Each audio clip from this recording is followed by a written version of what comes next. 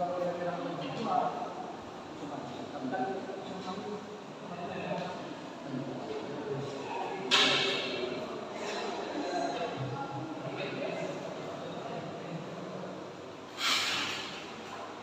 Mas, kamu nih. Assalamualaikum warahmatullahi wabarakatuh. Saya Muhammad Yuda Prastia dari Prodi Perbankan Syariah. Sebelumnya terima kasih kepada Bapak Presiden Muji dan yang untuk yang terhormat Bapak Abdurrahman dan serta Bapak Ahmad dan juga Bapak Ahmad. Sebelumnya izin untuk mempresentasikan dari hasil tugas skripsi saya, di mana yang berjudul analisis perbandingan pelayanan nasabah prioritas dan nasabah reguler di BSI KTP Lumajang Kemudian.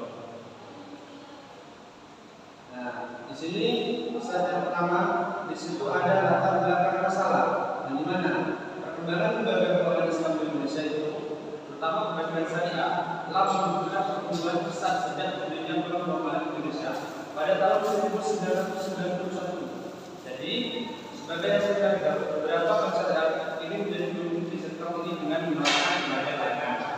Nah, dan dalam konteks ini penting untuk memahami perbedaan layanan antara nasabah prioritas dan nasabah reguler di BSI KTP Lumajang Kemudian, yakni 4 penelitian akan seperti itu. Kedua segmen ini memiliki kebutuhan, ekspektasi, dan pengalaman pelayanan yang berbeda. Itu menjadikan analisis komparatif atau pembanding antara dua segmen nasabah ini. Jadi, yang dimana nasabah prioritas itu sering mendapatkan layanan yang lebih unggul kemungkinannya, dan juga sedangkan nasabah reguler menikmati layanan yang standar saja. Jadi, perbedaan ini berpengaruh pada persepsi nasabah pada kualitas layanan yang diterima oleh dua segmen tersebut.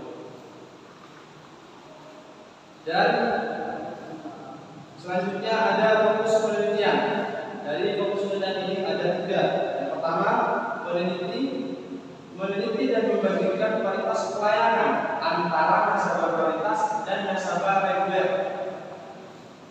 Yang kedua, menganalisis perbedaan transaksi antara nasabah prioritas dan nasabah reguler di BSI KTP Lumajang Kemudian. Dan yang ketiga, mengidentifikasi kendala yang dihadapi nasabah reguler dalam mengakses layanan dibandingkan nasabah prioritas di BSI KTP Lumajang Kemudian. Dan selanjutnya ada rumusan masalah. Ada 3 juga, yang dimana yang pertama, bagaimana perbandingan kualitas pelayanan yang diterima nasabah prioritas dan nasabah reguler di BSI KTP Lumajang Kemudian. Dan yang kedua, apa perbedaan pola transaksi antara nasabah prioritas dan nasabah reguler di BSI KTP Lumajang Kemudian. Dan yang ketiga, apa saja kendala yang dihadapi nasabah reguler dalam akses layanan dibandingkan dengan nasabah prioritas.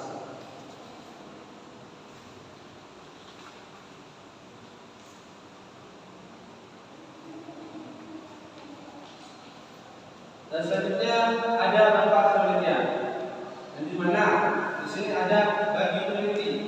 Penelitian ini diharapkan dapat menambah pengetahuan bagi peneliti atau penulis tentang perbedaan pelayanan antara nasabah prioritas dan nasabah reguler di BSI KTP Lumajang Kemudian. Sedangkan bagi akademisi diharapkan memberi kontribusi terhadap pengembangan ilmu pengetahuan khususnya dalam bidang perbankan syariah dan perbedaan signifikan antara dua segmen nasabah, yang dimana nasabah prioritas dan nasabah reguler. Bagi mahasiswa, hasil penelitian ini dapat memberikan wawasan terkait konsep pelayanan perbankan syariah dan metode analisis perbandingan yang dapat menjadi referensi dalam proses pembelajaran atau penelitian.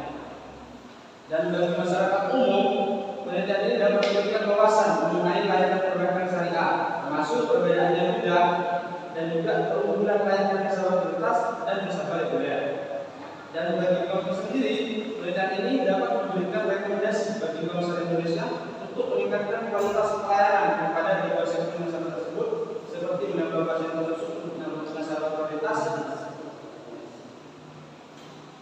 Dan beban dalam penelitian ini terletak pada fokusnya dalam membandingkan kualitas layanan antara nasabah prioritas dan nasabah reguler. Di Bank Syariah Indonesia, KTP mengajar menonjol. Jadi penelitian sebelumnya hanya menitikberatkan pada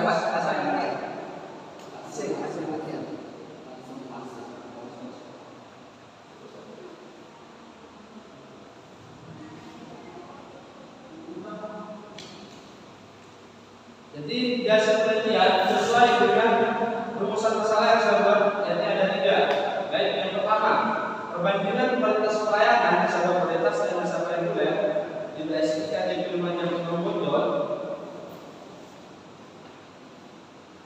yakni hasil penelitian yang didapat itu dari temuan data menunjukkan bahwa nasabah prioritas memperoleh layanan yang lebih eksklusif dibanding nasabah reguler di BSI yang menonjol. Hal ini terlihat dari adanya fasilitas ruang khusus, layanan tepat, dan juga pendampingan personal.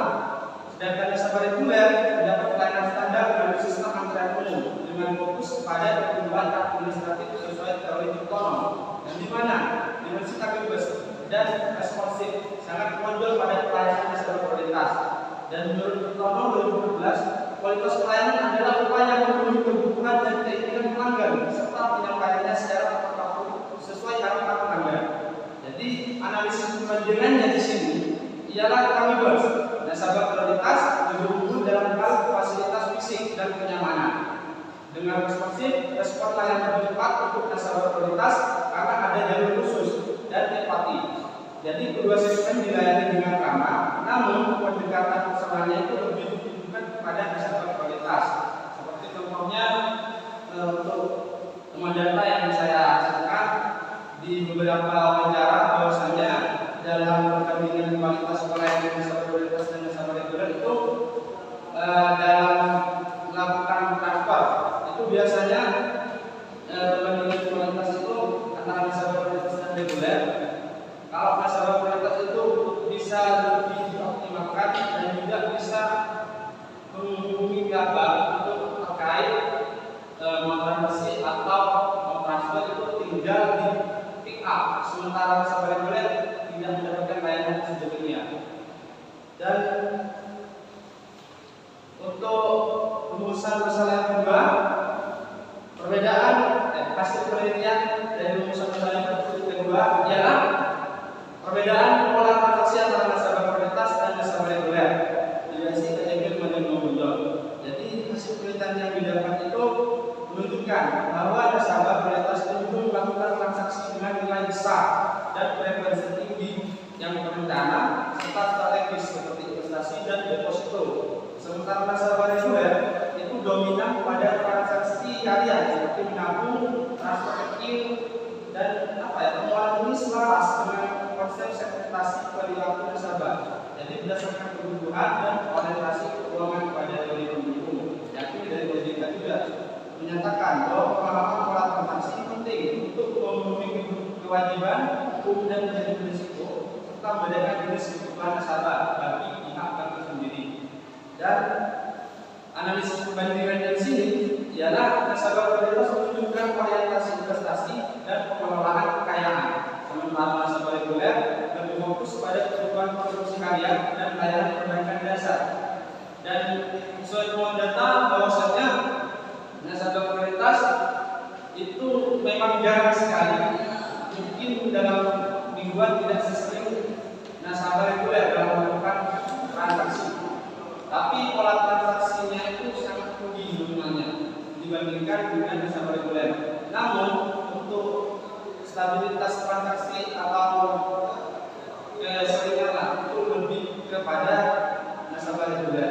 Itu lebih lebih sering nasabah reguler untuk melakukan transaksi di BSI. Dan yang ketiga, kendala yang dihadapi nasabah reguler dalam mengakses layanan dibandingkan dengan nasabah prioritas itu hasil penelitian yang didapat dari BSI KTP yang menunjukkan bahwa nasabah reguler menghadapi beberapa kendala seperti respon layanan yang terlambat, keterbatasan akses informasi keuangan, waktu tunggu lebih lama karena antrean belum akses.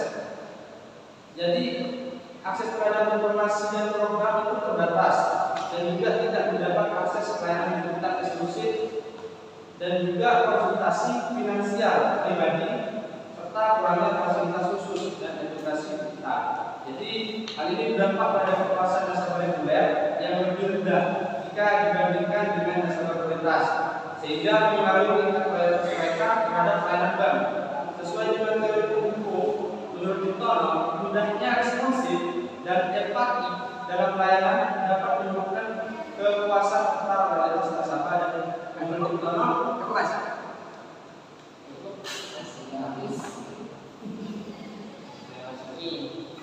Mas Yuda, skripsi ya? Satu-satunya skripsi.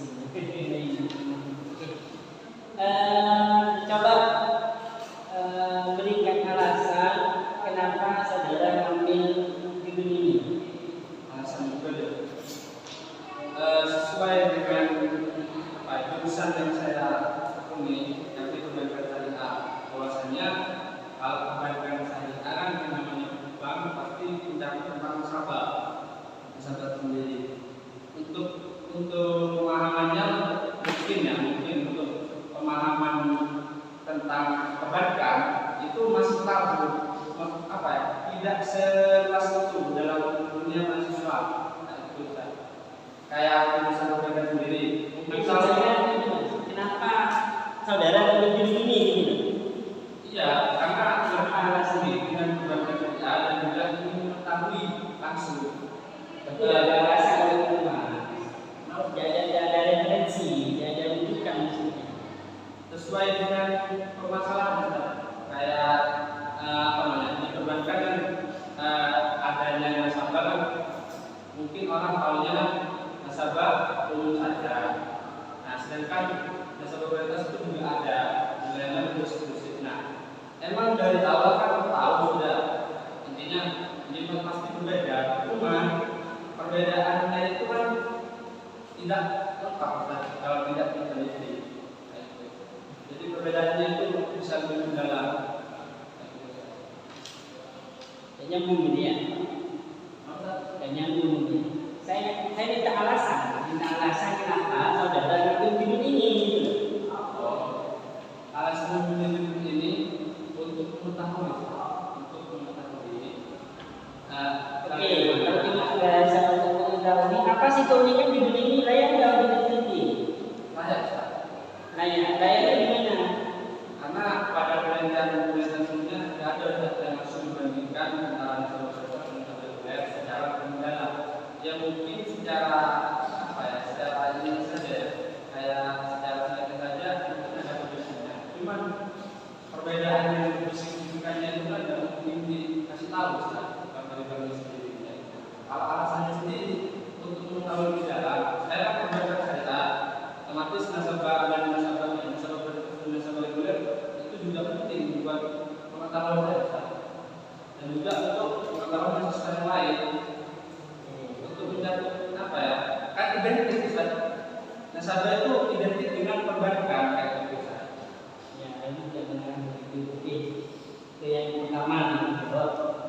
Kemudian yang kedua, kenapa kok harus membandingkan nasabah prioritas dan reguler? Ada kriteria tidak dari nasabah prioritas itu seperti apa, nasabah reguler itu seperti apa? Jadi kalau bahasa kita membandingkan itu pasti ada kesamaan. Ya. Apa kira-kira? Kan kalau persamaannya kan sama-sama nasabah ya. Tapi perbedaannya di sini kan sudah dijelaskan dalam hal pelayanan. Jadi itu mencapai tiga hal besar. Kayak kualitas pelayanannya pasti berbeda. Terus juga dalam relaksasinya pasti berbeda dan juga kendala yang dialami nasabah reguler itu juga pasti berbeda dengan apa yang dialami dengan prioritas. Ada kriteria nggak? Masing-masing nasabah prioritas dan reguler itu yang sampai cantumkan di sini. Ada di penelitian pendahulunya juga. Enggak, kriterianya ada kriteria. Kriteria nasabah. Oh ada. Kriteria nasabah prioritas itu. Ya, dan itu. Kriteria nasabah prioritas itu biasanya memiliki saldo.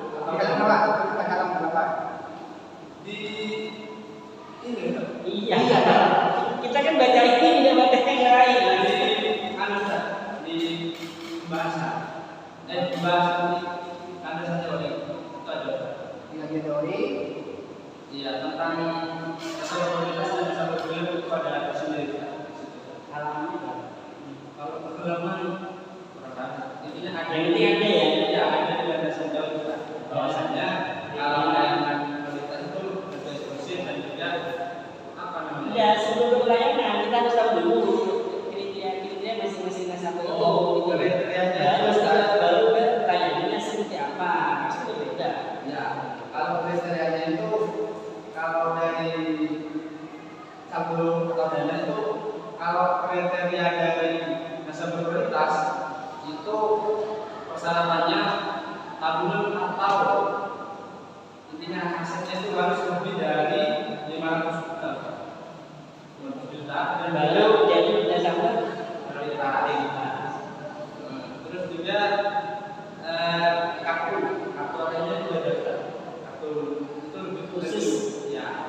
Dan juga biasanya kalau sesuai wawancara kemarin itu kalau nasabah prioritas itu per bulannya itu ada apa ya kayak kewajiban surat khusus. Oke.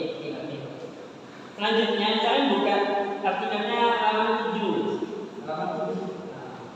Di situ saya baca ada peneliti memilih dua variabel. Ya. Pertanyaannya saya, penelitian sampean ini berbasis kualitatif, metodenya yang dipakai atau menggunakan metode kuantitatif? Karena juga di kajian di metode itu saya baca salah satunya itu adalah menggunakan fungsional. Oh ya. Karena ini Ustaz, itu kan menggunakan dua variabel. Itu dua variabel independen itu sebagai nasabah prioritas dan nasabah reguler. Dan variabel independennya nasabah. Saya nanya dulu, saya pakai kual atau pakai kual? Kualitatif. Ada yang menggunakan variabel? Kalau kualitatif, Ya enggak ada. kenapa kamu menggunakan variabel bahasa variabel? Kayak apa ya? Ini kayak untuk mengamankan kepenelitiannya kayak kan sendiri. Jadi hubungan itu Ustaz. Saya paham dulu. Kalian paham metode ya? Metode kualitatif itu metode apa? Kualitatif. Kualitatif itu lebih fokus ke kayak apa? Fenomena dan juga apa ya? Lebih fokus ke itu Ustaz. Cerita dan kejadian langsung. Kalau kuantitatif, Kuantitatif lebih fokus ke statistik Ustaz. Terus juga pengukuran itu Ustaz. Data-data. kalau variabel itu atau kuesioner itu masuk ke metode apa? Kuesioner. Itu masuk ke kuan. Kuan. Di penelitian ada ya? Ada. Kalau saya orangnya rasa. Iya, tapi juga menyentuhkan bahwa skripsi kan? Halaman 3 itu saya tadi baca menggunakan kuesioner. Halaman 50 data primer ya. Contoh dari data primer adalah data yang diperoleh dari responden melalui kuesioner. Itu kayaknya di teori Ustaz. Soalnya dari Ya saya nggak baca teori, ini saya baca di metode. ya di metode penelitian itu ada dua Ustaz. Yang atas itu teori dan yang bawah itu dari Ustaz. Maksudnya yang saya pakai. Sampai paham dan kuan dan kuat. Paham Ustaz? Nah, terus. Iya, maksudnya apa ya? Independen dan bukan terikat. Bila saya cukupkan.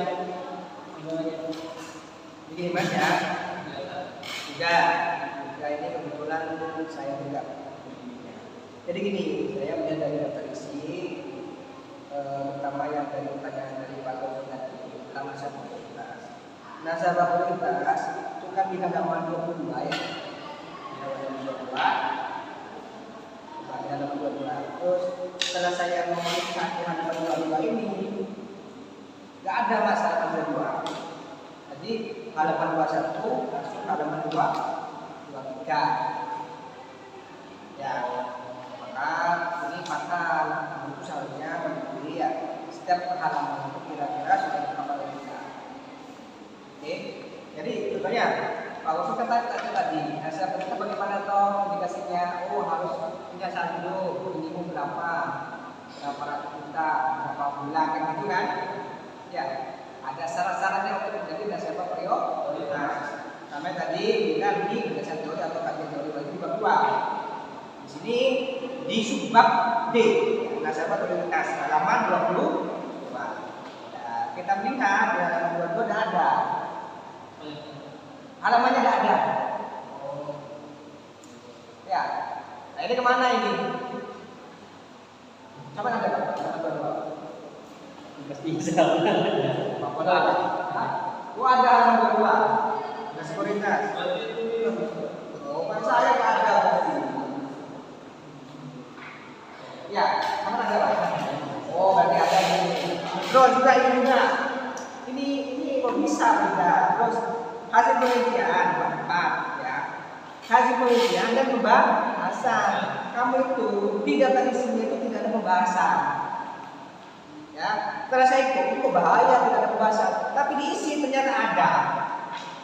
Halaman enggak bingung saya. Padahal saya tuh pembimbingnya dulu. Ya, kan saya pembimbingnya kan. Oh ini kok malah apa yang ternyata di sini ada pembahasan di halaman 81 Pak. Ada di bab berapa? Nah, jadi masa untuk di sini di D kan pembahasan kan. Di sini di D ada di data Mas. Hanya bapak A, B, C, D tidak ada. Ya. Paham ya? Padahal sumpah besar itu. Dari bab 4 A, B, C, D. Di sini tidak ada. Kita bingung. Jadi memang harus hati-hati dalam menggarap daftar isinya. Kalau kita baca daftar isi bukan daftar isi, kemudian kamu buka buku, buka Al-Quran, surat Yasin, surat ke-36, halaman berapa? Halaman 300 berapa? Kita baca, kita melihat harus sesuai kan ya? Ternyata surat kopi. Tadi seperti salah daftar isinya. Pertama buku juga daftar isi, buku maupun skripsi ya. Jadi harus dari daftar isi itu copy paste yang ada di isi kamu, yang ada di sini daftar di isi. Biar tidak bingung bacanya. Ya, paham ya? Jadi makanya Pak Guru sudah ada Pak, masa kita begini, itu ada di halaman 22. Tuh, ya, pembahasan begini. Kaki sudah, ya.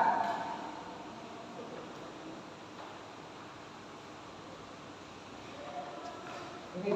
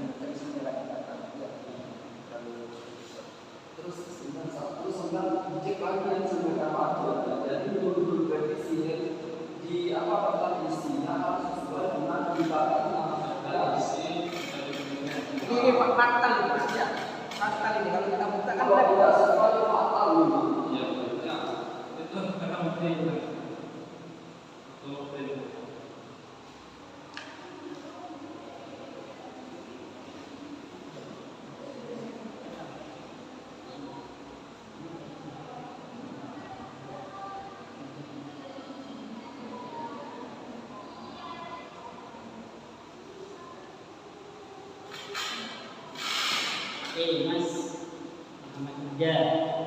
Ini apa ya? Penelitiannya ini, nanti ini deh. Kata ini. Ya, biasanya hasil dari yang disampaikan. Tadi ini sudah saya katakan sudah di.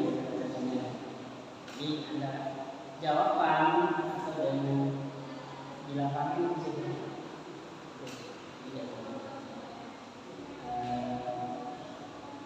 Maka dari hasil ilmiah itu maka Mas Muhammad juga kami menyampaikan tidak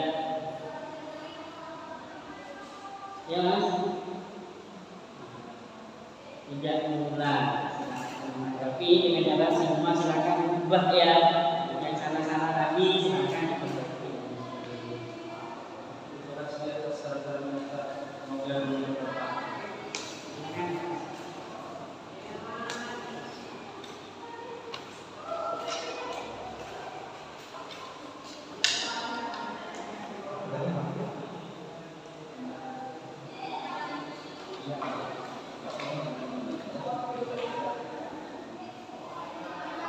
Rekan siapa?